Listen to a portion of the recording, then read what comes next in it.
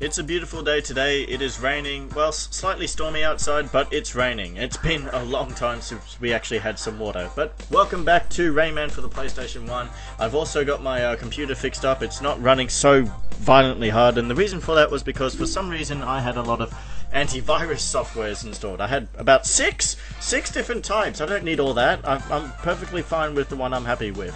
Anyway, so last session we have beat the shit out of Picture City and defeated Space Mama in her crater. That's right. So take it as you will. Now we're going to a level I've actually been looking forward to the most. Well, the world I should say. The Cave of Skops, starting at Crystal Palace. And oh boy, you might think that this is actually going to be harder than Picture City. I still think Picture City is just as hard. Oh, spoiler alert. Yep, that's who we're going to come across later on in the game. I mean, as we have done with the Blue Mountains. And speaking of Blue Mountains, I mean, this is Cave of Skops. Even as I look at this background right here, visually it looks aesthetically nice. I do like what I see with the scenery. It kind of reminds me of the Blue Mountains with the background. I don't know if we're actually outside of the caves or this is in this is actually inside the caves with just massive chasms. So the first thing you want to do, you want to go to the bottom, go to the end where you find the question mark tings, and then make your way back to get the first cage. I have had a little bit of practice, but not practice with the final stage, the final level of this world. So, and I've been doing pretty well until up to a certain point. Oh, that's right. I need to go over here. And yeah, like so. Like I said, this is actually one world I've really do like aesthetically, and I suppose if I was to play this as a child, which I never did, as a child, then yeah, this would actually be a world I would probably have appreciated. But that being said, that we've got new obstacles, new hazards, new enemies, and just new difficulty, as well as new things we have to be aware. Obviously, you've got these crystal platforms, which on the top they're safe, but at the bottom they're fucking spiky as shit. This challenge is quite hard as well. It's quite It's quite close and clenched when it comes to swinging on these wing purple rings. Or we'll just call them purple rings, not purple lums, as I have been calling them the last couple of sessions. Here we go. Oh, now this is where we're gonna have to be really careful, especially like this bit right here. Yeah, for some reason I actually that boost with the massive jump I haven't actually been getting of late until now. What's the fucking deal with that? I have no idea. Oh, but this is. Oh no, we'll continue on because we're gonna have to backtrack in a way once I get up to the other side. But this is actually really hard. The soundtrack in this world is fantastic. I absolutely love it, and there is a certain soundtrack that we are going to get to in the next stage, and I'm really looking forward to that because it is an absolute favourite of mine. So anyway, oh Jesus Christ, it's a little bit tight. We have to backtrack to our second cage, which is shit. Ah, fuck. Yeah, that's what I was talking about. It can get quite well, it wasn't tricky. I just timed that punch, so we'll just have to activate that bit right here. Yeah, this soundtrack I also really like too. You actually hear this. It's in the Game Boy version, although obviously, as usual, the PlayStation 1 just sounds so much more better. Alright, so let's just get this second cage. Now, there's probably going to be a few times I will die, but God forbid, this is not going to end up like the Picture City part. In fact, if you... Oh, God! If you recall the part I uploaded, which is not... Jesus Christ. Not... Okay, hang on, let me just... okay, got it. What was I going to say? Oh yeah, there's an extra part to Picture City where I kept dying in Pencil Pentathlon in that one segment that I've been bitching about.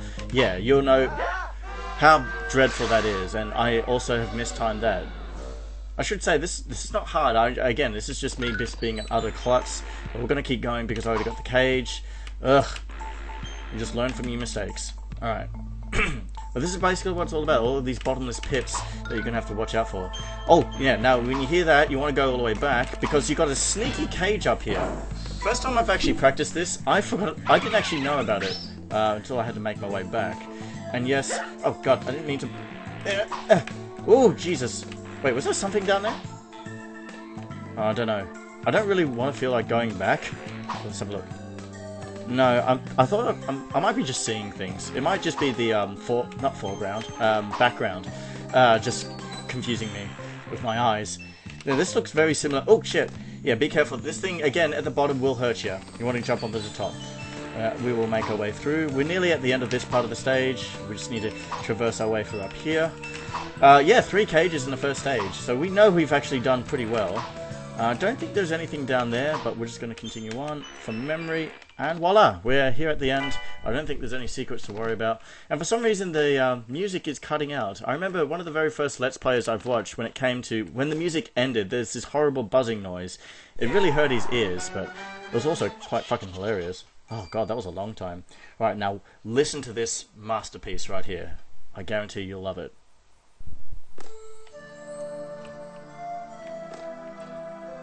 I got goosebumps already. Oh, it's so nostalgic. Just the pan flute. Everything you hear about this world is so beautiful. This is my second favourite track of the entire game. It's my favourite track in this world, but my second favourite throughout the entire game. Because I just have this thing with when it comes to pan flutes. They're just such a beautiful instrument. And again, the Blue Mountains actually did that as well. When you get to here, you want to stop and just fly away down. Fuck, these eyes return, which I really hate these fucking eyes. But this is so awesome. Oh god, there's so much shit going on. If I actually heard this as a child, this would probably be my favourite theme of all, because it really is just a beautiful wonder that will bring you nearly probably to the verge of tears. And I'm just going to make sure I get out of here. So yes, just like in the Blue Mountains, you've got these natural rocks that start to appear, or you've got big boulders that you have to break, but you also have those little bouncy boulders that you're going to have to separate. Oh, okay. Oh no, maybe those things don't hurt from the bottom. Well, they're not shining and sparkling, so that's probably why. Oh fuck! Damn it! No, those fucking bugs. Well, I think they're actually called spiders, but these are reals of sons of bitches. If you don't have a chance to hit them. Plus, they're a beefer enemy. They take like 4 hits to kill.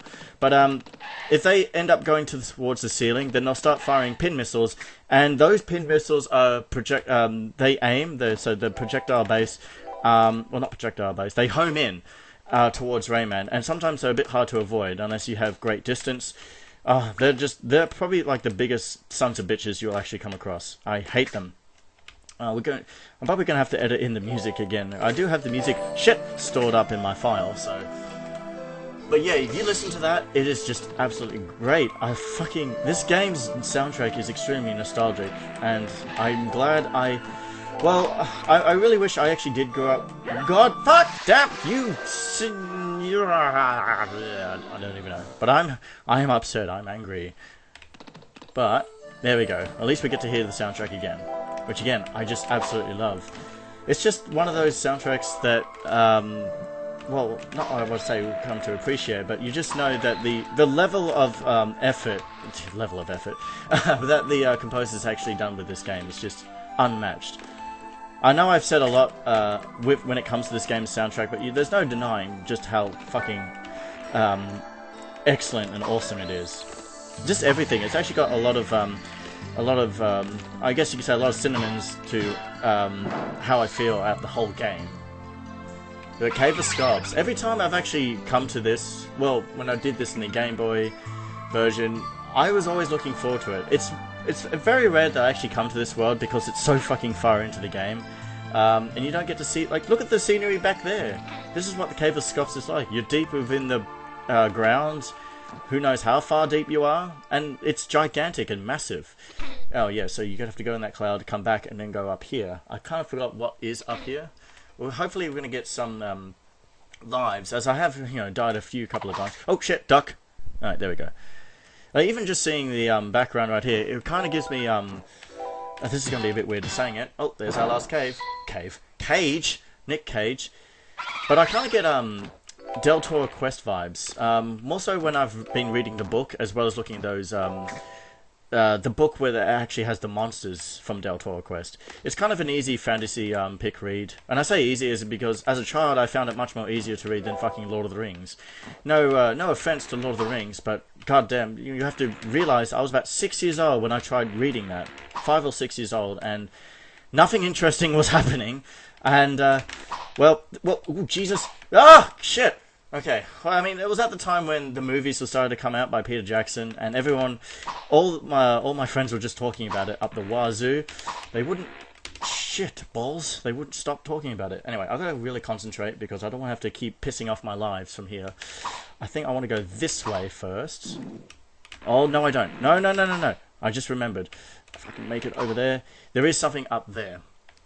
Anyway, yeah, if you're interested in Deltour Quest, this is not the best time. But yeah, it's a children's fantasy novel. Well, when I say children, not like complete young children of sorts, but you know, young children. You know, say for like 10 to 12 years of age. Well, anyone can, I guess, can listen and read to it. But I quite enjoyed the books. And there's also an anime adaptation, which is pretty bizarre, I guess, because the series was published. The author is Australian, Emily Rhoda. And that's actually one author I'd really love to meet in real life because, well, she's responsible for one of my childhood favorite books. So yeah.